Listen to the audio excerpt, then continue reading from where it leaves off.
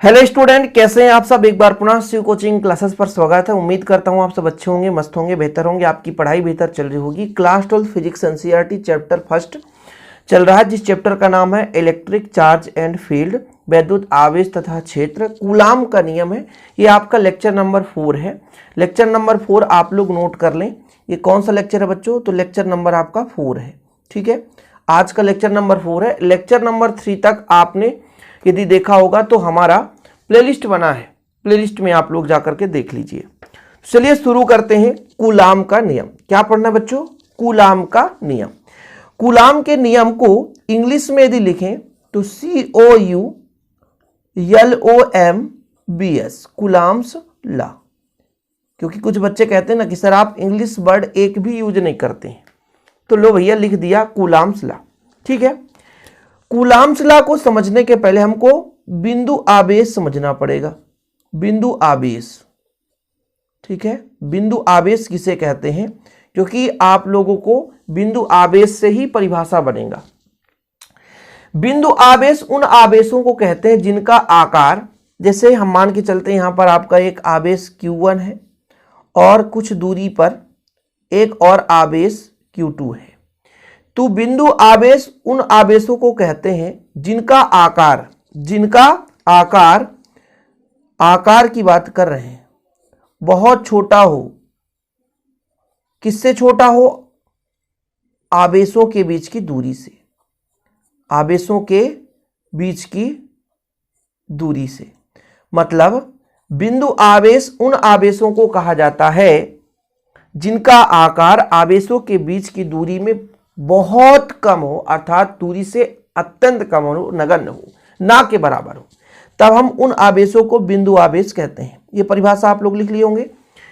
हमारे पास दो आवेश बिंदु आवेश कब कहलाते हैं? जब उनका आकार जो है उनके बीच की दूरी के तुलना में बहुत ही कम, ना के बराबर, नगण्य के बराबर होता है। तो दो बिंदु आवेशों के मध्य, ये हमारा कूलाम का नियम देखो यहां से स्टार्ट होता है। दो बिंदु आवेश स्टार्ट हो रहा है दो बिंदु आवेश से ही, इसलिए हमने बिंदु आवेश पहले ही बता दिया कि उन आवेशों को बिंदु आवेश कहते हैं जिनका आकार दूरी के बीच में, मतलब दोनों आवेशों के बीच की दूरी की तुलना में बिल्कुल नगण्य हो। तब कूलाम ने क्या किया भाई? चार्ल्स ऑगस्टिन कूलाम साहब थे। इन्होंने 1785 में, कब? फ्रांसीसी वैज्ञानिक 1785 में इन्होंने अध्ययन किया। क्या अध्ययन किया भैया? दो आवेशों के बीच लगने वाले बल को, Q1 है और Q2 है। आवेशों के बीच या तो आकर्षण बल हो सकता है या तो प्रतिकर्षण बल हो सकता है। तो कूलाम साहब जो है 1785 में अध्ययन किए और बताए भाई साहब कि दो आवेशों के बीच जो लगने वाला बल होता है ना, इन आवेशों के परिमाण के गुणनफल के अनुक्रमानुपाती तथा बीच की दूरी के वर्ग के व्युत्क्रमानुपाती होता है। यानी जो भी बल लगेगा इन दोनों आवेशों के परिमाण Q1 और Q2 के गुणनफल के अनुक्रमानुपाती और बीच की दूरी कितना हमारा R, तो दूरी के वर्ग के व्युत्क्रम होता है, अर्थात व्युत्क्रमानुपाती होता है। कूलाम ने क्या बताया? यही परिभाषा मेन है। ये परिभाषा क्लियर है तो फिर सब कुछ खत्म। कूलाम का नियम कब आया? 1785 में चार्ल्स ऑगस्टिन कूलाम ने दिया। दो आवेशों के बीच लगने वाले बल के परिमाण को ज्ञात करने के लिए इन्होंने प्रयोग किया था और उन्होंने कहा भाई साहब कि दो आवेशों के बीच जो बल का मान है वो आवेश के गुणनफल के अनुक्रमानुपाती होता है, मतलब आवेश के परिमाण पर भी निर्भर करता है, और उनके बीच की दूरी के वर्ग के व्युत्क्रमानुपाती होता है। अर्थात यदि दूरी हम बढ़ा दें तो उनके बीच लगने वाला बल कम हो जाएगा। जैसे आप किसी दोस्त के साथ 2 दिन ना मिल करके आप 1 हफ्ते में मिलो तो दूरियां ऑलरेडी बढ़ती जाएगी, आपके बीच लगाव कम होता जाएगा। वही आप 1 महीने में मिलो, वही आप 4 महीने में मिलो, जितना आप दूरियां बढ़ाते जाओगे बीच का आकर्षण बल खत्म होता जाएगा, यानी लगाव जो है वो खत्म होगा। वही चीज बोला गया कि आवेश यदि दूर कर दिया जाए तो उनके बीच बल और मान कम हो जाएगा, क्योंकि दूरी के वर्ग के व्युत्क्रमानुपाती होता है। यही तो कूलाम का नियम है।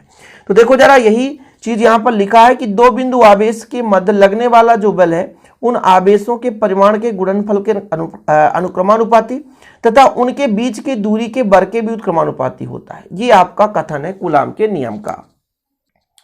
अब इसको आप एक छोटा सा यहाँ पे आप छोटा सा डायग्राम बना सकते हो। जैसे मैं मान के चलता हूँ ये मेरा Q1 है और यहाँ पर एक बिंदु आवेश है, एक बिंदु आवेश यहाँ पर ये Q2 है। ठीक है, ये दो आवेश हो गए।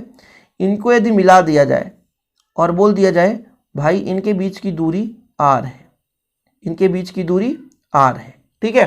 तब कूलाम के नियम से F समानुपाती हो जाएगा Q1 Q2। तो यहां पर आप थोड़ा सा लिख सकते हैं Q1 Q2 परिमाण के दो हमारे पास क्या है, बिंदु आवेश है, और उनके बीच लगने वाला बल आपका F है और बीच की दूरी कितना है, r है। तब बच्चों यदि हम आपसे कह दें कि F समानुपाती हो जाएगा, कितना हो जाएगा, F जो है समानुपाती हो जाएगा, तब F समानुपाती हो जाएगा किसके, Q1 और Q2 के, ठीक है। तथा F समानुपाती हो जाएगा 1/r² के। परिमाण के गुणनफल के अनुक्रमानुपाती और बीच की दूरी के वर्ग के व्युत्क्रमानुपाती होता है। दोनों को मिलाकर लिखने पर, दोनों को मिलाकर लिखने पर, मिलाकर लिख दीजिए तो F समानुपाती कितना हो जाएगा, Q1 Q2/r²। जब समानुपाती हटाते हैं तो एक नियतांक लगता है, सबको पता है एक नियतांक लगेगा। जैसे यहां पर हम के एक नियतांक लगा देंगे Q1 Q2/r² और इसको एक हम समीकरण एक दे देंगे। जहां यदि आपसे कहा जाए, जहां के एक क्या है, जहां के एक आनुपातिक नियतांक है, क्या बच्चों, आनुपातिक नियतांक है, ठीक है। यदि 2 नंबर में आता है तो इतना ही कर दो, यदि 4 नंबर में आता है तो फिर इसके आगे और भी करना पड़ेगा आपको। क्लियर है, यहां तक समझ में आ गया ना। यदि 2 नंबर में आएगा तो इतना कर लेना बच्चों। और यदि अभी तक आप नोट्स नहीं लिए हैं तो नोट्स भी ले सकते हैं। मेरा पर्सनल नंबर है 96 85 29 91 49। 100 रुपीज चार्ज रहता बच्चों, लेकिन प्रॉपर रूप से आपको हैंड रिटन नोट्स दिए जाते हैं। इसलिए आप लोगों को यदि नोट्स लेना है, प्रॉपर रूप से तैयारी करना है, तो नोट्स लेकर के अभी तैयारी शुरू कर दीजिए, ठीक है। साथ में टेलीग्राम में आप लोगों को स्टडी मटेरियल मिलता रहता है, इसलिए आप वहां भी ज्वाइन कर लें। आगे देखिए, एसआई मात्रक की बात करें। एसआई मात्रक में यदि हम बात करें कि भाई साहब 2 आवेशों के बीच कोई माध्यम हो, ठीक है, या माध्यम के जगह आपका वायु निर्वात हो, मुक्त आवेश की बात कर लें। यदि आवेशों के बीच का माध्यम वायु या निर्वात हो बच्चों, वायु या निर्वात हो तो के बराबर माना गया है 1/4πε0। तब आप समीकरण 1 में यदि रख दो के का मान, समीकरण 1 में, तो F बराबर कितना निकल कर आएगा आप ही बता दो। 1/4πε0 के का मान रख दिए Q1 Q2/r², और इसको आप समीकरण 2 दे सकते हो। काफी महत्वपूर्ण है, इसलिए मैं कह रहा हूं इतना लिख देना आप लोग। यदि 4 नंबर में आएगा तो यहां तक आएगा। और साथ में एक क्वेश्चन और बनता है 4 नंबर में। कैसे बनता है कि एकांक आवेश को भी परिभाषित कीजिए। आपका ये बल है और ये बार बार प्रयोग में आने वाला है इस चैप्टर में। चैप्टर 1 में वैद्युत आवेश तथा क्षेत्र में बार बार प्रयोग में आने वाला है, इसलिए आप लोग इसको तैयार ही कर लें।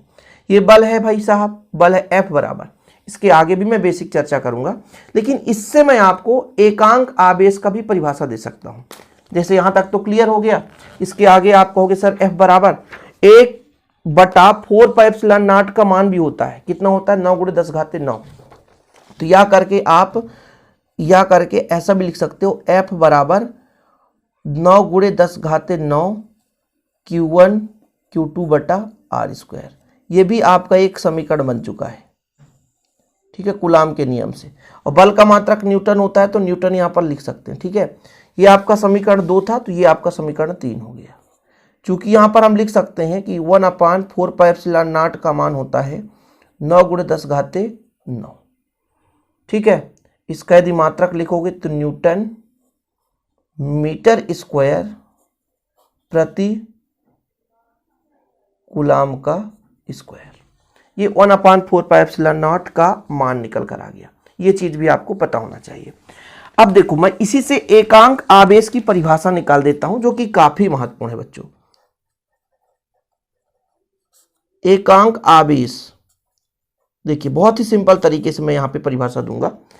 चूंकि मुझे पता है F बराबर कितना है, 1/4πε0 Q1 Q2 बटा आर स्क्वायर, या आप कह सकते हो F बराबर 9 गुणे 10 घाते 9 Q1 Q2 बटा आर स्क्वायर। ये चीज तो बल का मान है, ये चीज तो बल का मान है। अब देखिएगा थोड़ा यहां पे समझिएगा, ठीक है। यदि दो आवेश हमारे पास हैं, एक Q1 है और एक Q2 है, बीच की जो दूरी है बच्चों, ये जो दूरी है इसको हमने माना 1 मीटर। कितना माना? 1 मीटर। और आवेश का परिमाण भी समान है, यानी Q1 और Q2 दोनों बराबर हैं तथा दोनों के बीच की दूरी r जो है 1 मीटर है। देखो जरा, दोनों के बीच की दूरी 1 मीटर है। वह एक दूसरे को कितना बल से खींच रहे हैं? 9 गुणे 10 घाते 9 न्यूटन बल से आकर्षित कर रहे हैं। 9 गुणे 10 घाते 9 न्यूटन बल से आकर्षित कर रहे हैं बच्चों। तब आपका यहां पर देखिएगा ना, F बराबर कितना? 9 गुणे 10 घाते 9 हो जाएगा। इधर 9 गुणे 10 घाते 9 ऑलरेडी है। Q1 और Q2 दोनों में Q रख दिया, मीटर का 1 का स्क्वायर, ये पूरा का पूरा कट जाएगा, तो यहां पर बचेगा 1 और ये Q का स्क्वायर। सही है कि नहीं? तो Q बराबर प्लस माइनस 1 आएगा कि नहीं, आप ही बताओ। इकाई आ गया। आवेश का मान इकाई कब आया? एकांक आवेश कब कहलाया? कि जब हमने कहा कि समान परिमाण के दो आवेश हो गए, ये भी Q है, ये भी Q है, बीच की दूरी 1 मीटर है। ठीक है बच्चों, जब समान परिमाण के दो आवेश निर्वात में 1 मीटर की दूरी पर स्थित है और एक दूसरे को कितना न्यूटन बल से आकर्षित कर रहे हैं? 9 गुणे 10 घाते 9 न्यूटन बल से आकर्षित करते हैं, तब प्रत्येक आवेश आपका एकांक आवेश कहलाता है। मैंने क्या कहा, थोड़ा समझ लीजिए कि यदि आपका समान परिमाण के दो सजातीय आवेश, सजातीय मतलब प्लस प्लस ही है या माइनस माइनस ही है, तो प्लस प्लस या माइनस माइनस बाह्य निर्वात में 1 मीटर की दूरी पर स्थित, देखो 1 मीटर की दूरी पर स्थित है और एक दूसरे को 9 गुणे 10 घाते 9 न्यूटन बल से आकर्षित कर रहे हैं। यदि समान परिमाण के दो सजातीय आवेश वायु निर्वात में 1 मीटर की दूरी पर स्थित है और एक दूसरे को 9 गुणे 10 घाते 9 न्यूटन बल से आकर्षित कर रहे हैं, प्रतिकर्षित कर रहे हैं, प्रतिकर्षित ही करेंगे, आकर्षित तो करेंगे नहीं क्योंकि सजाती हैं, तो प्रतिकर्षित करें, तो प्रत्येक आवेश को हम एकांक आवेश कहते हैं। तो यहां पर लिख भी सकते हैं कि यदि समान परिमाण के दो सजातीय आवेश निर्वात या वायु में 1 मीटर की दूरी पर स्थित हो और एक दूसरे को 9 गुणे 10 घाते न्यूटन बल से प्रतिकर्षित करें, समान है तो प्रतिकर्षित ही करेंगे, असमान में आकर्षण हो जाता है ना, तो वो आपका जो आवेश होगा एकांक आवेश कहलाएगा। बच्चों चीजें क्लियर है? आप लोग एकांक आवेश, यदि क्वेश्चन आ गया कि कूलाम का नियम किसे कहते हैं, कूलाम के नियम के साथ साथ एकांक आवेश को परिभाषित कीजिए, फिर आप लोगों को इतना करना पड़ेगा, इसमें कोई रोक टोक वाली बात नहीं भैया, करना ही पड़ेगा। ठीक, कुछ ऑब्जेक्टिव क्वेश्चन यहां से बन सकता है कि आपसे यदि कहा जाए कूलाम का मात्रक, सॉरी कूलाम बोल दिया भैया, आवेश का मात्रक, आवेश का मात्रक बताओ। हालांकि पहले बता चुका हूं मैं, कूलाम होता है, क्या होता है? कूलाम होता है। अच्छा मैं आपसे कह दूं 1 मिली कूलाम बराबर, 1 मिली कूलाम बराबर, मिली मतलब 10 घाते माइनस 3, जब भी मिली शब्द आ जाए 10 घाते माइनस 3। 1 माइक्रो कूलाम में दिया जाए, माइक्रो शब्द आ जाए बच्चों, जब भी माइक्रो शब्द आ जाए मतलब 10 घाते माइनस 6 के बराबर होता है, ये चीज होता है ना, ये आप लोग नोट कर लो। ठीक है, 1 कूलाम कितने स्थैत कूलाम के बराबर होता है? 1 कूलाम जो होता है वो 10 घाते कितना होता है, मतलब ऐसा होता है 3 गुणे 10 घाते 9 स्थैत कूलाम के बराबर होता है। ये ऑब्जेक्टिव क्वेश्चन कभी कभी पूछ दिया जाता है, इसलिए आपको पता होना चाहिए। ये जो आपका होता है एब कूलाम में यदि बात किया जाए तो 1/10 एब कूलाम के बराबर होता है, ये आप लोगों को तैयार रखना है। ठीक है, ये चीज हो गया। यहां से आपका एप्सिलॉन नॉट का मान भी ऑब्जेक्टिव में पूछा जाता है बच्चों। एप्सिलॉन नॉट का मान कितना होता है? जैसे हमने कहा कि के का मान आपका 1/4 पर एप्सिलॉन नॉट, एप्सिलॉन नॉट का मान होता है 8.854 गुणे 10 घाते माइनस 12 कूलाम स्क्वायर प्रति न्यूटन मीटर स्क्वायर। ये भी आपको तैयार रखना पड़ेगा। ठीक है, ये चीज आपको तैयार रखना पड़ेगा। कभी कभी आ जाता है एप्सिलॉन नॉट का मात्रक बताओ, तो ये मात्रक हो जाता है। इसका विमीय सूत्र आपको याद करना तो कर सकते हैं, यदि आप कहोगे निकाल कर सिखाओ सर तो वो भी बता दूंगा। m के पावर -1, l के पावर -3, t के पावर -4 और a का पावर 2 यानी 2 हो जाएगा। ठीक है, एक बार चेक कर लेते हैं। आपका m के पावर -1, l के पावर -3, t के पावर -4 आपका हो जाएगा -4 ही नहीं होना चाहिए, है ना, +4 होना चाहिए यहाँ पे, ये +4 है। ठीक है, और a², ये इसका आपका विमीय सूत्र है। ये सब आप निकाल भी सकते हो, ऐसा नहीं है, लेकिन फिलहाल निकालने की जरूरत है नहीं। अभी फिलहाल आप लोग इतना सीख लो, और आप लोग चाहिए भैया और कुछ तो फिर आप लोग बताइएगा, कमेंट करिएगा। शिव कोचिंग क्लासेस में आपके लिए निरंतर तत्पर हूँ। तो कूलाम का नियम और एकांक आवेश, उम्मीद करता हूँ आपसे बन जाएगा। वीडियो पसंद आए तो लाइक करके जरूर शेयर कर दें, और ऐसे वीडियो पाने के लिए चैनल को सब्सक्राइब कर लें। आप लोगों को मैं पहले भी बता चुका हूँ बच्चों कि आप लोग कुछ नहीं, नोट्स ले लें बेहतर रूप से। 100 रुपये चार्ज, मात्र 100 रुपये चार्ज है। आपको हैंड रिटन नोट्स दिए जाते हैं। कॉन्टैक्ट नंबर मैं अपना पर्सनल नंबर देता हूँ, जो आपको 1 साल के लिए आप मेरे से जुड़ सकते हैं। ओके, जय हिंद, वंदे मातरम। कॉन्टैक्ट नंबर है 96 85 29 91 49।